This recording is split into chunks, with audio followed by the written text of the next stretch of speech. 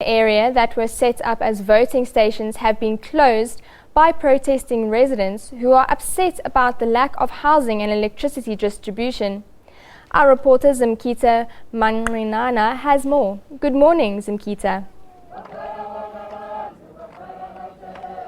Good morning and welcome to Mqanduli. Well, voter registration here started on a very low note as 4 schools in this area have been shut down by the community. 3 schools at Mqa-ndu-li, which is an area which is further up from where we're coming to live from. They are complaining about service delivery, complaining about always talking to the district municipality, that is OR Tambo district municipality, the local King Sabatha municipality, about the issues that they want to be addressed, but they allege that none of those issues have been brought, or either they don't see any processes in terms of bringing those services that they want.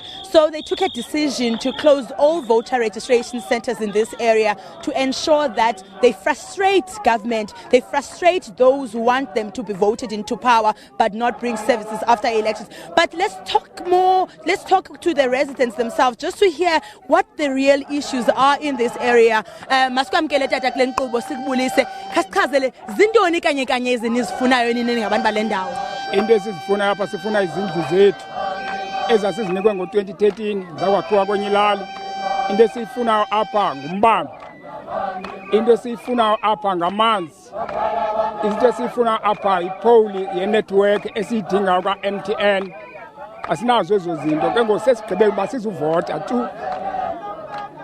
Tata anizibethi ngongavoti? Sazibetha sangazibethi, asizibethi mideli iminyaka sivota kodwa senzelwanga nto. Asikhathali ke ngoba singabetheka kangakanani.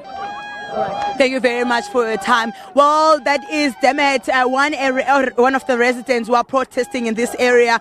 He's saying that despite the calls that people must register to vote in August next year, they will not vote. They say they will be voting in previous years, but those votes have not done anything for them. They also want a network post to be installed in this area, as network connection is another issue. They are also complaining that housing development that was meant for this area has been taken to another area. But now let's speak to first-time voters, youngsters, the born-frees who were supposed to register and were only going to be able to cast their ballots for the very first time. But they are joining this protest here behind me, saying that they will also not register and they will not participate in elections. Sisi, good morning and welcome to this program. Just tell us, as young people, why do you think it's necessary for you not to register here?